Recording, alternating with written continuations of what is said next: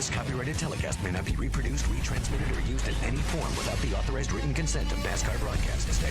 NASCAR would like to thank all of our loyal fans for your continued support, and we hope you enjoyed today's broadcast. Truck Series at Daytona. Sean Murphy, you see a little bit of damage to the right front of that truck when they're coming up to speed on their second pace lap. Actually got into another truck, and there was a little bit of damage on that 07. Able to get to the back bumper of that gunbroker.com Ford. Side by side as they go down the backstretch. Elliott Sadler leading the outside line. Here comes Ricky Carmichael behind him. Now they fan out 3 wide as they get into 3. Wow, those trucks are trouble already. Austin Dillon in it, as well as Johnny Sauter. The 18 of Kyle Busch is also involved. 98. Oh, look at this truck. The 10. Jennifer Jo Cobb also involved. A big accident getting into turn number 3. Landon Castle in the 98 also with damage. Justin Lofton, the 7. There's the 15 of Ted Musgrave. Huge crash. Trying to get into turn number 3. You see the damage of the Bass Pro Shop Chevy Silverado. Austin Dillon driving that truck. Well, we crashed at 60 miles an hour on the front stretch on the pace lap, and a lot of damage to that Bass Pro Shops Chevrolet of Austin Dillon. First of all, they're 3 wide. They get 3 wide here on the back straightaway. You can see the 51 truck. The 55 gets a run on Austin Dillon. Austin starts to kind of come over a little bit to block him. They touch, and then Austin starts wiggling, and then he catches Johnny Sauter up against the wall. Kyle Busch comes along. The 15 of Ted Musgrave with nowhere to go. The 98 of Landon Castle runs into his teammate Johnny Sauter. That was just tight racing. 3 wide on the first dog. Only from the network with the most 3G coverage, Verizon. We're under caution once again. This time it's for the 48 truck slowing on the backstretch and actually coming to a stop. Brian Silas climbed out of his race truck. Not really sure why, but maybe had an issue that he thought was going to cause him to have to get out of it. While that was taking place, Justin Lofton looked like he might have had some mechanical issues with his truck. Yeah, you know, you ask why he's out there, because he's got corporate sponsors on the side of that truck, and also he'd like to think. Oh, Hornaday's in the wall. Hornaday into the wall in the backstretch. Now Ricky Carmichael also in the 4, spinning. The 51 of Eric Almirola caught up in this. There's Johnny Benson in the 95 trying to avoid. What a job by Nelson Piquet Jr. too, Phil. Second time he's done a great job. Look at the damage to our champion, Ron Hornaday. There's the 15 of Ted Musgrave. Both the Billy Blues trucks, the 15 and the 51, tore up in this crash. There's the 51. Unbelievable. There's Donnie Leah. We talked about him. What a great run he had going early. Same place the last wreck occurred. 81 of David Starr. Right in the middle of the back straightaway. It's amazing how the straightest part of the racetrack and we have accidents. A lot of damage to that Donnie Leah truck. You can go from extreme high, his son born yesterday, to extreme low, involved in an accident at Daytona. What happened? Second to Kyle Busch Motorsports truck. Taylor Malsom also involved. That doesn't look like that is as bad as Kyle's truck. Look there, Elliott Sadler. Right front damage to that race truck. Both the KHI trucks involved in this accident. There's Ricky Carmichael with a lot of damage with that monster Chevrolet. Now, he's the first guy I saw get out of whack. He's side by side with Skinner. Oh, is he going to get a bump draft from Ricky Carmichael? They get a bump draft from Ricky Carmichael, and it may turn him. No, I think he had a flat. I think he had a flat tire. I don't think Ricky Carmichael ever touched him. No, it looked like that's what it was setting up to be, but Hornaday just veered to the right. I was going down the back straightaway the other day in my cup car and blew a left rear tire, and it just drove right to the infield. He might have blown a right rear tire, and it pulled him right into the outside wall.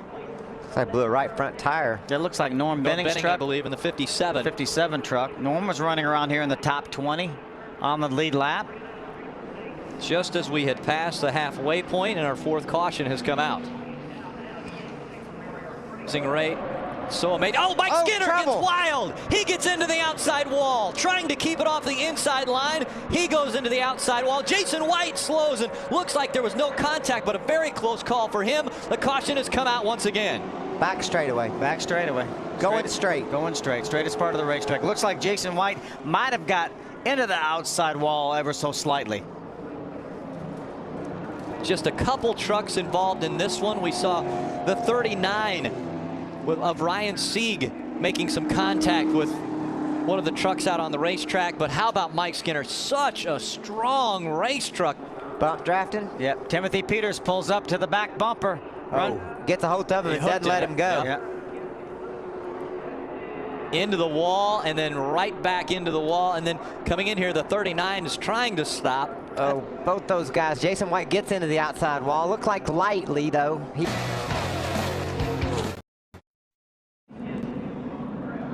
Just as we hit the point of no return and headed for commercial, Max Pappas gets involved in our 7th caution of the night. Easy. Okay. We average that many, you know, Phil. Yeah. About 7 cautions in a race. Watch Max on the outside. It's like it's more of the bump drafting. Going to be some more bump drafting. Is it Nelson Piquet Jr.? Nelson Piquet Jr. in the number 1. Wow. I just wish these guys had the advantage of watching all these replays and all these incidents. Max had such a great truck, had led this race, had raced up front, and unfortunately that Geico Toyota's not going to be around for the finish. Out to win another race at Daytona. Well, I think they're in the catbird seat there, Rick, no doubt about it, but I wish you could hear Todd Bodine's radio. His spotter is Jimmy Kitchens, and Jimmy's been driving for about 15 years. He's so calm and matter-of-fact, giving him the information. He had told him about Jason White going to the outside. He told him where that second line was working.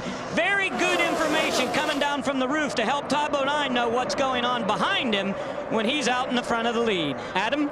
A little surprising, but for a young driver, Jason White has been a good leader on his radio, and he just came and said, if the 46 will go with me, he will get a Christmas card, referring to Dennis Setzer, who's right behind him, as once again the outside lane starts to rally. Yeah, Dennis can't go anywhere right at the moment, Adam. They're coming up the outside with Matt Crafton, Nelson Piquet Jr., and Brett Butler pushing hard toward the lead. Dennis Setzer looked like he might think about peeking in front of that number 1. Here comes Dennis Setzer. He makes the move. 3 laps of racing to go to the outside of that 23. Not going to be able to make it work. Drops back in line, back to 4th. Jason White holding on to the 3rd spot. Todd Bodine hugging the double yellow line. Just as you mentioned, Mike, he doesn't want to leave an opening down there. No, he needs those guys right there, PK and Crafton, really need someone to try to make something happen up there in the front.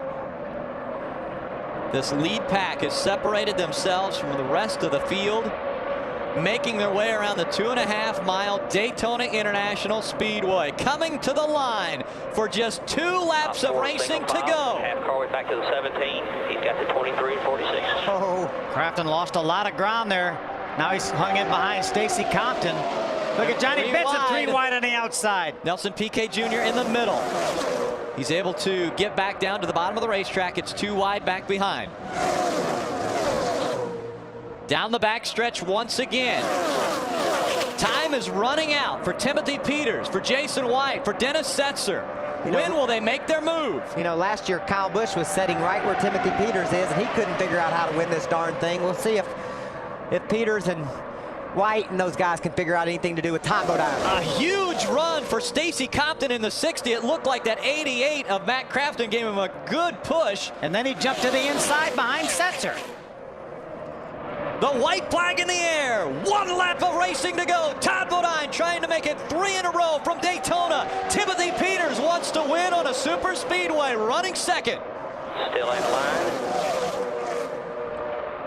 Timothy Peters it'd be ideal if he was a truck length or two behind him, Phil. He can't get a run stuff right on his bumper. He'll just push Todd. He needs some momentum. Down the backstretch. Look at Jason White moves out of line.